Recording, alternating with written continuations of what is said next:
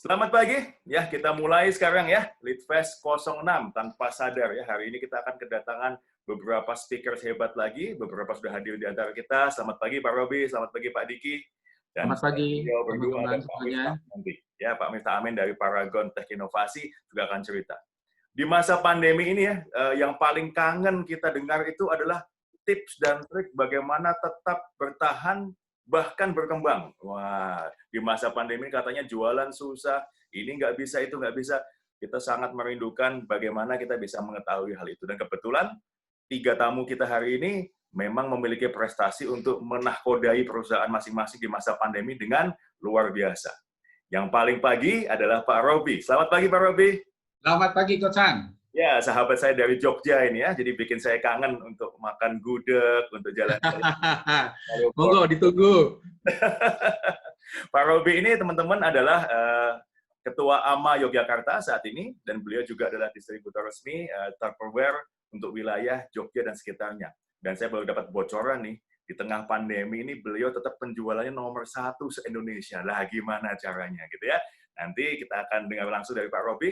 Tapi Pak Robi karena waktunya singkat sekali dan sempit, saya segera oper panggung kepada Pak Robi. Monggo, silakan dimulai Pak Robi. Ya. Terima kasih, Coach Han. Terima kasih juga Bu Ria, Bu Nina. Terima kasih kesempatan yang diberikan untuk saya menambah ilmu dan juga menambah jam terbang, Coach. Pertama, saya sangat kaget ketika dihubungi Bu Ria, jadi narasumber. Aduh, saya ini siapa gitu ya? Kok bisa tahu dan kenal saya, terus diberi kesempatan untuk sharing di sini. Tapi apapun itu, apapun bentuk undangan, walaupun pertama kali itu merupakan satu tantangan buat saya, dan saya sangat senang dengan tantangan. Bahkan saya selalu rindu dengan tantangan itu, karena kalau nggak ada tantangan, rasanya hidup tuh terasa sepi gitu ya. Tapi kalau kita ada setiap hari ada tantangan, kita tiap pagi bangun pagi pun semangat. Apa yang harus kita lakukan, apa yang kita ingin kerjakan, semua enak gitu. Nah, Bapak, Ibu, teman-teman leader sekalian, pagi ini saya ingin sharing, seperti yang Coach sampaikan tadi, kalau sebuah alur cerita, mungkin Bapak, Ibu, penyuka drakor itu kan, kalau mau nonton tuh pengen endingnya apa dulu. Kalau happy ending, baru ditonton. Kalau endingnya sedih, nggak mau. Nah, tadi Coach Han sudah menyampaikan, mungkin ini happy endingnya, bahwa di tengah pandemi ini, di tengah ketika masyarakat, orang-orang mengeluh, ini begini, ini kayaknya semua pandemi ini malapetaka gitu ya. Malapetaka, dan semua seolah-olah membenarkan alasan untuk tidak melakukan apapun, tidak bergerak apapun, dan tidak melakukan inovasi apapun, hanya menunggu, pasrah, lepas akhirnya. Nah, tadi sudah disampaikan bahwa saya pun baru saja dapat infonya bahwa perusahaan kami sampai di akumulasi sales di bulan September Oktober itu kami nomor 1, top 1 nasional untuk penjualan True Life. True Life itu adalah produk baru dari Tupperware. Nah, saya ingin bercerita ini Bapak Ibu. Untuk mencapai titik ini tidak mudah. Untuk mencapai titik sampai kita bisa top 1 tidak mudah. Bahkan yang saya sampaikan nanti sampai ke depan pun, saya tidak mengatakan apa yang saya sampaikan itu mudah. Seolah-olah mudah, tapi melakukannya tidak. Tetapi kalau kita mau, kita pasti bisa. Nah, sebelumnya saya ingin menginformasi bukan menginformasikan, ingin menyampaikan persepsi dulu gitu ya, bahwa perubahan itu ada 3. Saya buka slide boleh ya, Coach ya? Saya akan share sebentar. Apakah slide saya sudah muncul? Ya, kami melihat dengan jelas, Pak Robi. Terima kasih. Sebentar, saya.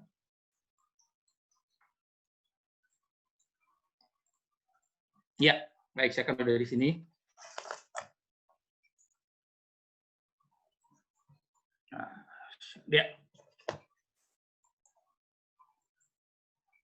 Nah, saya akan mulai dari sini, Bapak, Ibu, teman-teman leader, bahwa ada 3 faktor perubahan. Pertama, sebentar.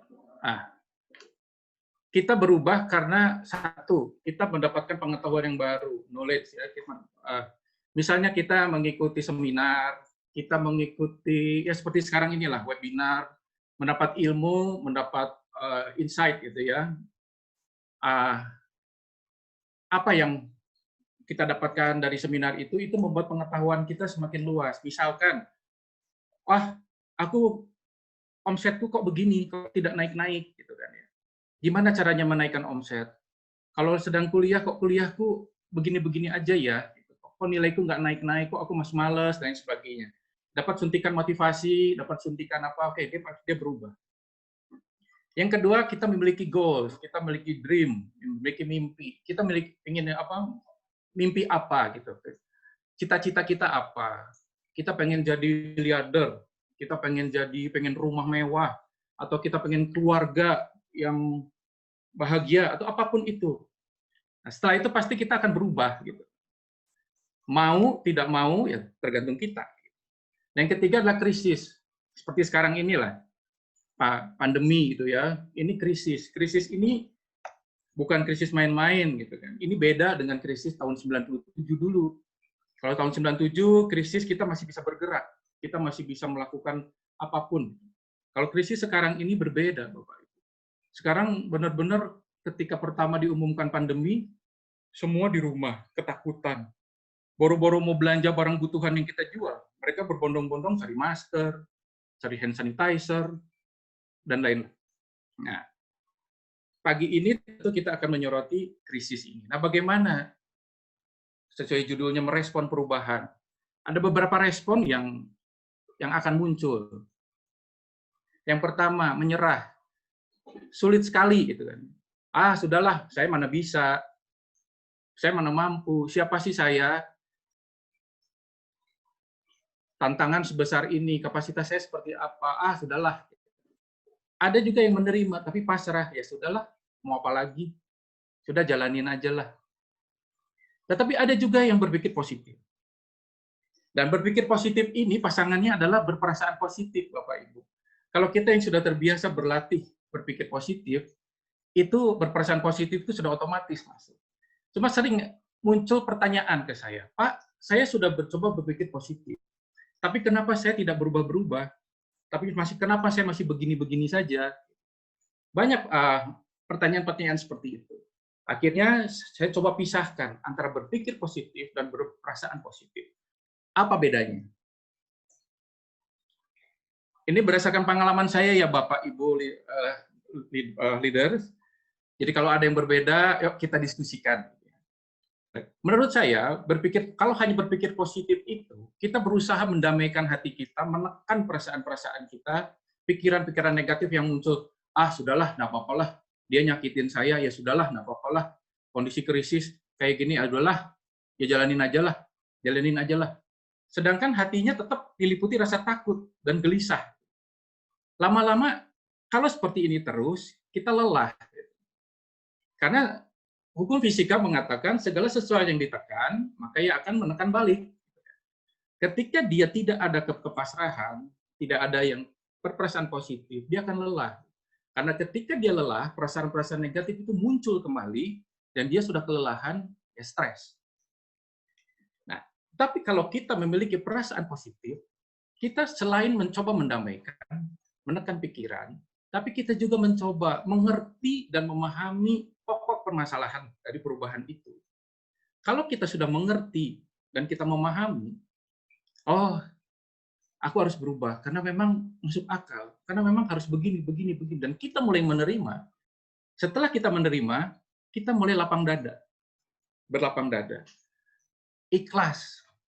Setelah ikhlas, kita berdoa, gitu kan ya, muncul keikhlasan, terus kerelaan untuk melalui perubahan itu.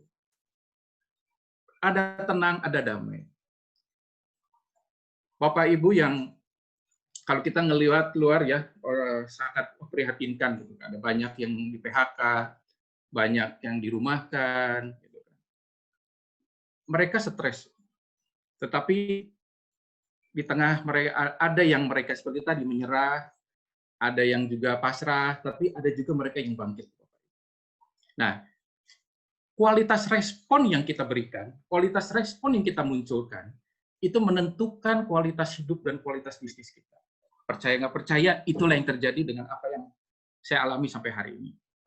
Ya, Bapak Ibu, jadi ketika kita memiliki positive thinking, kita juga harus melanjutkan dengan positive feeling. Supaya kita memahami, menerima kenyataannya,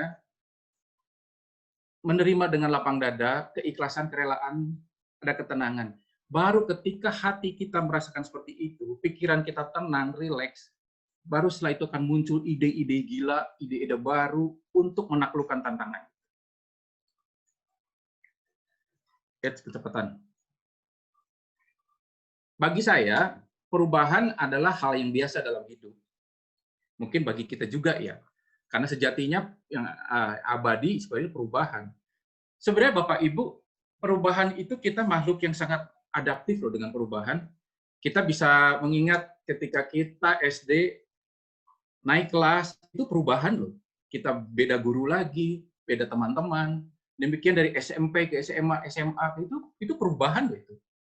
Bagi yang dulu seperti saya, keluarga saya di Bandung dulu, kontrak dari rumah ini setahun pindah ke sana, itu juga perubahan loh Bapak Ibu. Bagaimana kita dari tetangga pindah itu dapat tetangga baru lagi, teman-teman baru lagi, kebiasaan baru lagi, itu sudah perubahan. Namun tentunya sering berjalan waktu, perubahan-perubahan itu berbeda levelnya. Kalau kita sudah bekerja akan berbeda juga levelnya. Dan faktor yang paling menentukan dalam perubahan, merespon perubahan itu adalah sebenarnya lingkungan kita juga. Makanya saya selalu menanamkan dalam diri saya sendiri dan tim, kalau kita ingin sukses, bergaullah dengan orang-orang sukses. Kalau kita ingin pintar, bergaullah dengan orang pintar. Kalau kita dalam satu komunitas sudah merasa pintar, sudah merasa paling pintar, kita tidak akan pernah berkembang di situ. Cari komunitas lain yang kita tuh seolah tidak ada apa-apanya dan kita belajar menjadi apa-apa di komunitas itu. Jadi yang membuat berat perubahan, bagaimana merespon perubahan, karena mindset kita yang salah memandang perubahan. Oleh sebab itu, saya selalu berusaha berpikir positif dan berperasaan positif. Setelah itu, gunakan momentum perubahan untuk menjadikan kita manusia yang lebih baik lagi. Kalau momentum itu begini Bapak Ibu, kalau kita lihat pesawat terbang, ketika dia take off, itu dia memerlukan tenaga yang luar biasa. Tapi ketika dia mulai bergerak, tidak pesawat, mobil lah Bapak Ibu, ketika parkir, didorong itu kan berat. Tapi ketika dia mulai berjalan, mulai menggelinding, itu akan ringan. Nah, itulah momentum. Gunakan momentum perubahan ini untuk menjadi kita manusia lebih baik lagi. Ada yang pergi, ada yang kembali, ada pula yang datang. Artinya apa? Dalam perubahan, ada mungkin penghasilan kita yang pergi, menghilang. Tetapi kalau kita kreatif, kalau kita bisa, pikiran kita luas, memandang peluang-peluang bisnis, akan ada yang datang juga, ada juga yang kembali. Tergantung kita. Dan yakinlah bahwa jalan menanjak itu, ketika perubahan itu ada, jalan menanjak itu pasti suatu saat akan mencapai puncaknya. Dan setelah sampai puncak, kesulitan itu pasti akan turun jalan. Nggak mungkin jalanan naik terus mau sampai kemana, mau sampai ke bulan, nggak mungkin, pasti akan turun. Dan yakinlah bahwa kesulitan yang kita hadapi tidak akan melebihi dari kekuatan kita. Itu sudah janji ya. Sudah janji apapun kepercayaan kita, saya kira sama ya, bahwa Tuhan berjanji bahwa apapun kesulitan kita alami, yang kita hadapi tidak akan melebihi kekuatan kita. Sekali lagi, kualitas respon menentukan kualitas hidup dan kualitas bisnis kita. Nah, saya kembali ke apa yang kami lakukan. Apa yang kami lakukan berdasarkan ini, Bapak Ibu. Berdasarkan apa yang saya sampaikan dulu. Jadi, ketika ada produk baru, jadi yang top 1 itu kami menjual produk baru, Ibu. Item baru yang dikeluarkan oleh Tupperware Indonesia berupa berbeda dengan item sebelumnya. Kalau Bapak Ibu mungkin mengenal Tupperware plastik ya. Nah, item yang dikeluarkan ini adalah essential oil. Mungkin Bapak Ibu sudah dengar ya, apa itu essential oil. Sudah tahu lah gitu kan. Ketika kami di briefing, akan ada produk baru, pasti semua kaget. Kenapa? Karena ini jauh sekali dengan produk awalnya. Jauh sekali. Dan ada hal-hal lain juga dalam hal bisnis modelnya yang berbeda dengan sebelumnya. Nah, ini yang membuat kita juga ragu-ragu di awal, aduh mau jual apa enggak, mau jual tidak. Karena ya secara marginnya tipis sekali gitu untuk produk ini. Tetapi waktu berjalan, Bapak. Kita harus memutuskan, kita mau jalankan apa tidak. Dengan berbagai macam pertimbangan ini krisis, kita harus gunakan momentum tadi. Ini penjualan sedang menurun, kita harus melakukan sesuatu untuk menaikkan. Sampai hari ini kita belum berhasil menaikkan omset sales kami belum sama dengan tahun lalu. Tetapi yang kami lakukan, keberhasilan yang kami lakukan saat ini adalah menahan laju penurunan supaya tidak makin turun terus. Itu udah suatu prestasi loh Bapak Ibu. Kita memang belum bisa menaikkan sales, tapi ketika kita bisa menahan laju penurunan sales itu sudah prestasi yang luar biasa. Karena kalau tidak, akan turun terus. Nah, ketika kita memutuskan, oke, berpikir positif, bahwa ini barang dibutuhkan oleh masyarakat karena pandemi ini. Itu kedua, saya punya sales team yang, kalau kita sebut sales force, yang juga punya keluarga, juga punya kebutuhan yang harus diperhatikan juga. Kita tidak boleh egois dengan hal itu. Akhirnya kita maju, berpikir positif, berperasaan positif, kita ikhlas menjalankan, kita sudah menemukan dulu ya kedamaiannya, oke kita jalankan. Kita melakukan ide-ide gila, kita melakukan ide-ide yang baru, saya dan istri melakukan bersama, dan hasilnya ya luar biasa Bapak Ibu. Bahkan ketika produk ini keluar, baru Bapak Ibu, belum ada toolsnya. Kita mencoba membuat tools, mencoba ide-ide kreatif semua, membuat video, pokoknya bagaimana kita menjual dengan sebaik-baiknya. Bahkan akhirnya video yang kami buat itu dipakai secara nasional untuk mendukung penjualan produk ini. Dan akhirnya itu tadi saya mendapatkan top 1 untuk penjualan ini. Dan yang luar biasa, saya harus sampaikan bukan untuk menyombongkan diri, tidak ada bagi saya untuk menyombongkan diri, tetapi ini menjadi satu pengalaman Bapak Ibu, bahwa apapun yang kita alami, perubahan-perubahan yang kita alami, kalau kita merespon dengan baik, itu hasilnya akan sangat luar biasa. Sebelum pandemi, perusahaan kami, peringkat penjualan secara nasional itu 22 dan sampai 24. Dari 89 sampai kalau nggak salah sudah 90-an distributor. Sampai di masa pandemi ini, sampai Oktober kemarin, November ini, kami ada di peringkat 9. Peringkat 9, dan secara nasional, akumulasi dari awal tahun sampai sekarang, kami berada di peringkat 12. Jadi apa itu artinya? Artinya, kami berhasil menaklukkan diri sendiri untuk tetap optimis, untuk tetap yakin bahwa perubahan sesulit apapun, kondisi seperti apapun, kita tetap harus berjalan. Kita harus tetap yakin bahwa perubahan-perubahan ini akan membawa kita jauh lebih maju lagi, jauh lebih pintar lagi, jauh lebih cerdas dalam hal melihat peluang-peluang bisnis. Secara baik itu secara individu kita bertumbuh, dan kita juga secara tim. Setelah individu bertumbuh, kita tularkan ke tim. Dan itu akan berdampak kepada perusahaan. Nah, perubahan-perubahan apa lagi yang kami lakukan? Banyak. Kalau saya ceritakan, mungkin sampai nanti malam atau besok tidak akan selesai. Tapi saya akan mencoba untuk beberapa contoh saja, perubahan-perubahan yang tidak gampang menurut saya. Bagaimana kita merubah mindset Salesforce. Jadi, saya jelaskan dulu Bapak Ibu, Tupperware itu berjalan, kita punya member.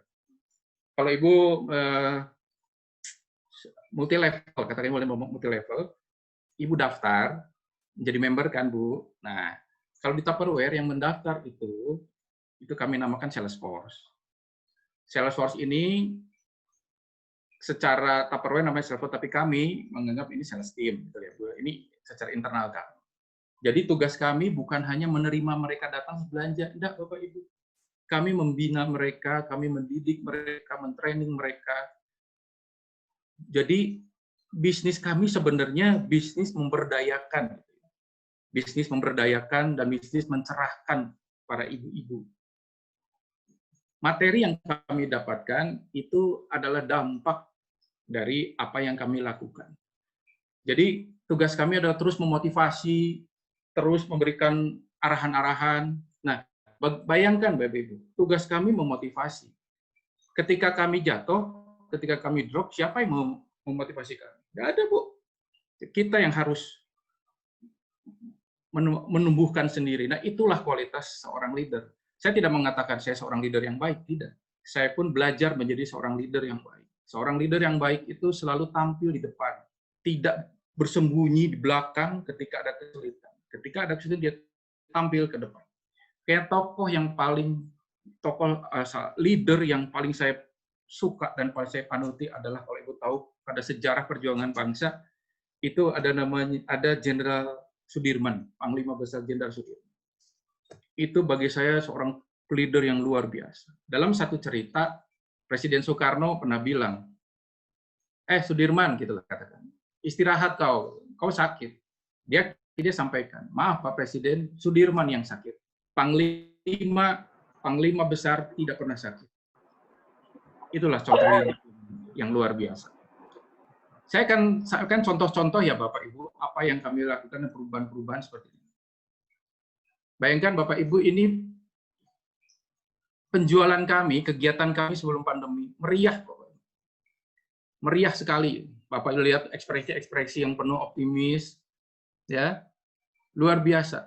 Apalagi bisnis model kami adalah penjualan lewat party. Party itu adalah kumpulan, Bu ya, arisan gitu.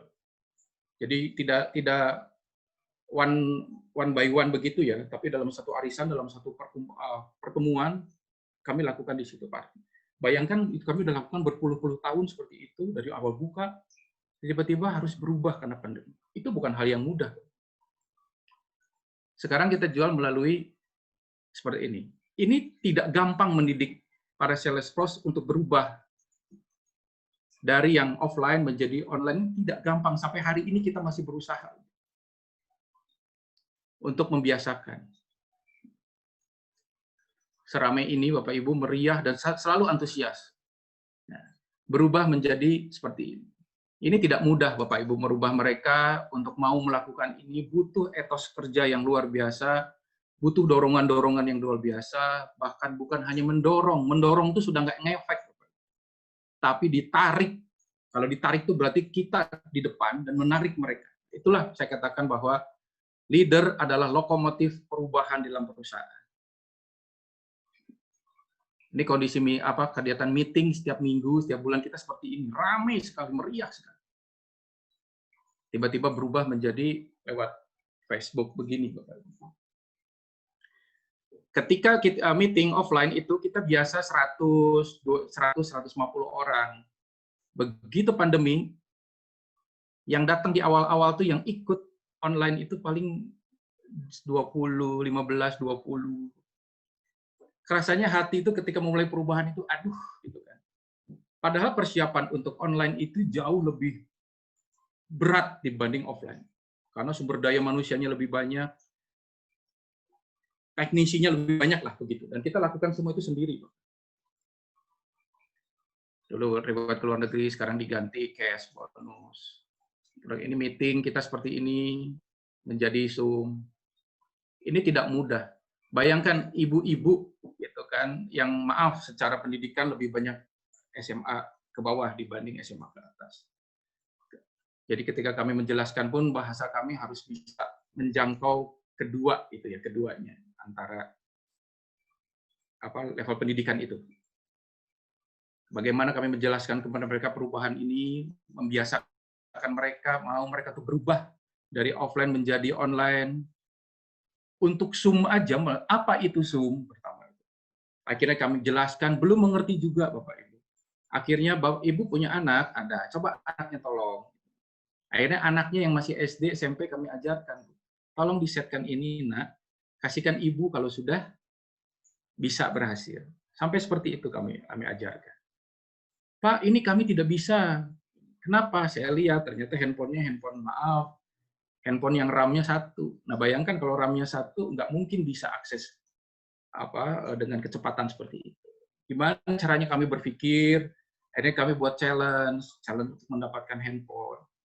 Challenge ini kita, ada ya Bu, di angka berapa kalau mereka mencapai angka itu, penjualan itu, mereka akan mendapatkan handphone. Ini untuk tersendiri saja, gitu namanya, kita panggil sendiri-sendiri lah, sesuai dengan kebutuhan. Meriah seperti ini, tiba-tiba harus berubah menjadi seperti ini. Bapak, Ibu bisa perhatikan dari gambar yang kiri, di layar ini, Bapak ini bisa seperti ini melalui proses yang luar biasa, melalui proses belajar dan lain sebagainya. Awalnya kita hanya cuma ya tembak-tembakan aja lah, ada kamera ini udah gelap, gitu kan ya, gelap apa adanya dan tidak menarik. Kita belajar, kita cari referensi bagaimana membuat Zoom meeting yang meriah, Facebook yang meriah, kita tambah lampu-lampu. Demikian juga dalam acaranya itu juga kita mulai belajar menjadi seorang host yang baik. Jadi layaknya belajar seperti presenter lah begitu. Kita belajar di YouTube bagaimana caranya, biar apa? Biar meriah, Bapak. Kalau acara Facebook tidak meriah, tidak menarik, orang datang masuk sekali, keluar langsung. Tapi bagaimana kita pemirsa lah gitu bisa bertahan sekian lama, itu harus ada treatment tersendiri. Dan itu kami belajar. Belajar benar-benar kami sungguh-sungguh belajar, sepenuh hati belajar, dan akhirnya memang hasil proses tidak mengkhianati hasil gitu ya. Bagaimana kami membuat terus masak. Lama-lama masak juga bosen Bapak Ibu. Akhirnya kita berpikir lagi apa selain masak. Akhirnya kita mulai memberdayakan masyarakat sekeliling kita, teman-teman kita yang berjualan, kita undang teman-teman kita yang mempunyai bisnis yang paling tidak linier lah dengan bisnis kami. Atau kebutuhan saat ini gitu kan, apa? Kita menjual dapur gitu kan, mendesain dapur, kita punya peralatan yang mendukung kerapihan dapur. Akhirnya kita ajak misalnya desain interior, kita wawancara, kita ada talk show, gitu. Kita buat talk show seperti ini. Nah, talk show seperti ini Bapak Ibu. Kita undang mereka untuk memberikan materi, mereka menjelaskan. Yang paling penting adalah memberikan nomor kontak mereka juga, sehingga kalau ada anggota kami yang ingin menggunakan jasanya, silakan menghubungi langsung. Dan itu merupakan bentuk pemberdayaan bagi kami ya. Kami terakhir mengundang tanaman, penjual tanaman begitu. Hobi tanaman, karena saat ini kita lihat kebutuhan ibu-ibu adalah bercocok tanam ya Bapak Ibu. Di rumah itu banyak sekali gitu kan. Mulai tanaman ya, istri saya aja di rumah tanaman, di rumah sudah kayak taman aja, entah di ruang tamu, di pantry, di mana semua tanaman. Nah, kita undang ahlinya lah, bagaimana cara merawat tanaman, bagaimana memberi pupuk, dan bagaimana memberikan edukasi tentang tanaman. Mungkin ke depan kita akan juga membuat, tapi ini memang bapak-bapak sih ya yang sering, adalah bagaimana memelihara ikan cupang. Mungkin saja bisa begitu, tetapi ya kita lihat perkembangan. Masak, kemarin kita sempat mengundang juga, hari ini Pak, besok kita akan kolaborasi dengan chef jebolan Master Chef. Kalau Bapak Ibu berminat, ingin tahu, penasaran kayak apa sih live Facebook kami, silahkan Bapak Ibu bisa ada di layar ini Bu. Akunnya ada Indofima Sentosa Mandiri. Bapak Ibu bisa melihat progresnya Bu, dari awal kita mengadakan Facebook Live, kualitasnya ya, kualitas broadcast-nya itu bisa Ibu lihat. Bapak Ibu lihat bagaimana perubahan demi perubahan kita lakukan supaya menarik. Sampai hari ini rata-rata kehadiran itu rata-rata ketika acara itu 75 sampai 100. Tapi ketika hari berganti, Facebook Live ini kan bisa dilihat lagi setelah acara. Itu kita lihat itu bisa sampai 1.500, 3.000 view. Artinya apa? Artinya di saat acara orang tidak bisa lihat, mereka lihat secara offline lah. Demikian juga ada juga menu-menu masakan yang kami berikan di dalam acara ini, mereka buka lagi. Sampai akhirnya kita punya ide untuk membuat YouTube. Bapak lihat ini ada YouTube istri saya nih, masak bareng Mamio gitu ya. Kalau ibu mau join bagaimana memasak, membuat resep-resep, silahkan Bapak Ibu join. Nah, untuk media sosial, akhirnya perubahan kita adalah ke offline dan online. Kita bisa sampaikan bahwa media sosial menjadi bagian yang sangat penting bagi kebutuhan kehidupan kita, tidak hanya untuk anjang eksistensi, tapi juga membuka peluang bisnis. Apalagi di tengah kondisi pandemik, menjalankan bisnis dengan cara offline sangatlah sulit. Untuk itu dengan mendorong untuk aktif dan eksis di sosial media akan mendorong personal branding sekaligus membantu untuk adaptasi dengan situasi sekarang. Saya kira itu slide yang saya sampaikan.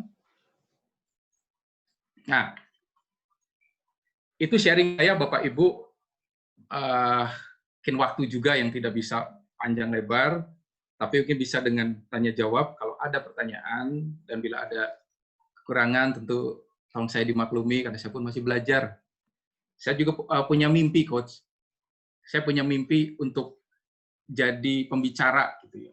Untuk jadi pembicara, narasumber di berbagai acara. Ini saya punya mimpi. Luar biasa. Hari ini saya memulai melangkah mimpi itu. Iya. Grogi, Bapak Ibu, grogi. Jujur grogi. Kalau Bapak Ibu tahu, saya tunjukkan ya.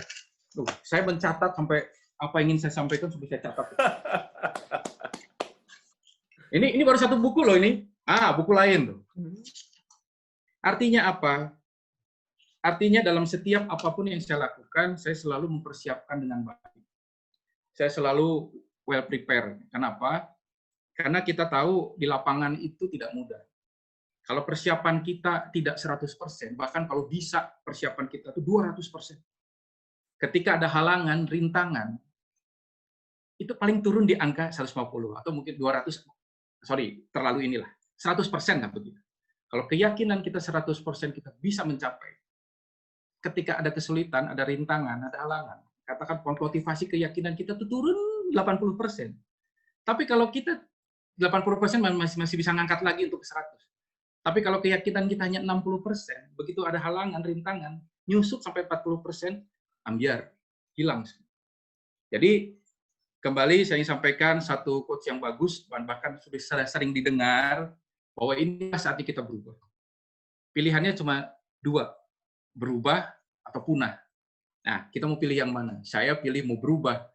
Dan saya pengen hidup saya ke depan lebih baik dari sekarang. Untuk apa? Untuk anak-anak saya, dan supaya bisa membantu orang lebih banyak lagi. Itu, Coach Han. Ya, Pak Robi, wow, saya ini sampai banyak mencatat juga di sini, Pak Robi ya. Jadi, wah, thank you, kita kasih applause buat Pak Robi ya. Terima kasih banyak. Ini sharingnya, saya sangat bersyukur mengenal Pak Robi. Jadi saya kenal Pak Robi mungkin 1 bulan lebih yang lalu ya, Pak ya, ketika kita sepakat untuk tampil bersama, dan saya langsung merasa cocok karena kesederhanaan yang disampaikan. Jadi kalau Bapak Ibu dengarkan hari ini, yang disampaikan nggak ada yang muluk, tidak ada yang heboh, tidak ada yang aneh-aneh, semuanya simple. Nah, justru inilah kenapa saya sangat bersyukur bisa bersahabat dan kenal dengan Pak Robi ini. Karena hal yang sederhana ini ternyata kunci untuk breakthrough, kunci untuk mencapai sesuatu hal yang luar biasa. Satu hal yang ingin saya garis bawahi tadi adalah Anda bisa melihat bahwa totalitas itu adalah akar dari inovasi. Totalitas itu adalah akar dari ide. Jadi Pak Robi ini bisa punya banyak ide, ini, itu, bagaimana breakthrough, bagaimana cari jalan, karena total. Ya tadi kita lihat, untuk live di Facebook aja, tadinya sih asal mulai dulu lah ya, dengan kamera apa adanya, tambah lampu, tambah ini, belajar public speaking, belajar ini, cari ide.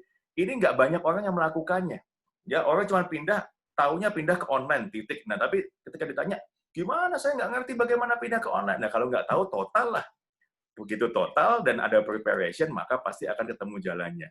Sampai hari ini juga ternyata jadi speaker, ini total juga tuh persiapannya luar biasa. Thank you Pak Robi. Ya, sebelum kita masih ada waktu cuma sekitar 7-8 menit lagi, Pak Robi. Saya langsung bacakan pertanyaan dari Pak Kuntana ya. Pak Kuntana, terima kasih pertanyaannya. ada 2 pertanyaan dari beliau. Pertama kali kasih apresiasi dulu bahwa ini keren banget dan you make my day, gitu ya. Nah, Wah, terima kasih Pak. I'm happy to hear that. Pak Kundana tanya, resistensi apa yang paling banyak ditemui dan berapa lama diperlukan waktu untuk merubah mindset timnya Pak Robi? Silakan Pak Robi. Ya, terima kasih Pak Kuntara ya. Pak Kuntana, ya. Kuntana, resistensinya adalah tidak percaya diri, tidak punya cita-cita yang jelas gitu ya, Bu ya. Apa yang diinginkan, ya tidak punya kekuatan hati untuk melakukan, oke, aku mau berubah, gitu, lakukan sekarang. Karena memang untuk yang paling sulit di dalam semua perubahan adalah langkah pertama. Sama seperti kita bangun tidur, mau mandi, rasanya malas sekali kan. Nah, itu langkah pertama untuk air kena wajah, kena tubuh kita itu sangat berat. Sama seperti itu. Resistensinya adalah, sekali lagi, mindset. Nah, berapa lama berubahnya? Kami hanya bisa mendorong dan menarik. Selebihnya kecepatannya adalah tergantung kepada pribadinya sendiri-sendiri. Makanya saya sampaikan bahwa Ibu mau berubah tidak? Kalau mau berubah, yuk kita sama-sama berubah. Kalau tidak mau berubah, ya silakan punah sendiri. Karena kita tidak bisa gitu loh. Misalnya satu orang nih Bapak Ibu punya masalah, sebenarnya kita akan bantu, kita akan tarik mereka untuk maju. Tapi ingat, yang ditarik itu juga bukan cuma satu. Yang kita harus tarik ratusan. Nah, kalau energi kita hanya untuk memperhatikan orang yang sulit ini, gitu, itu sama aja mengerami telur porselen kan. Habis, lebih baik kita perhatikan yang 99. Tapi bukan berarti begitu sulit langsung dihilangkan, tidak. Jadi berapa lamanya tergantung orangnya mau berubah apa tidak. Biasanya kita kasih perbandingan. Ibu masuk join Tupperware 6 bulan, penghasilan ibu sekian. Nah, ini yang baru gabung 4 bulan, penghasilannya sudah sekian, lebih tinggi. Apa nggak malu tuh? Bagaimana bisa mencapai cita-cita yang ibu gambar? Bapak Ibu, kita setiap tahun, awal tahun, itu membuat satu janji lah gitu ya, janji atau apa yang menjadi keinginan mereka di tahun 2021, besok 21, sekarang mulai kita pikirkan. Nanti di awal tahun kita buat acara dan mereka mencatat mimpi mereka dalam satu kertas. Terus kita ada acara ya semacam seremoni lah di panggung itu, mereka menempelkan mimpi-mimpi itu dan itu kita simpan mimpinya itu, kertas itu kita simpan. Nah, ketika mereka dismotivasi, kita tunjukkan, ini loh yang kamu buat awal tahun seperti ini, masa sekarang memble begini? Di mana cita-cita yang dulu mana? Keyakinan dulu mana? Kok hilang? Apa nggak kasihan?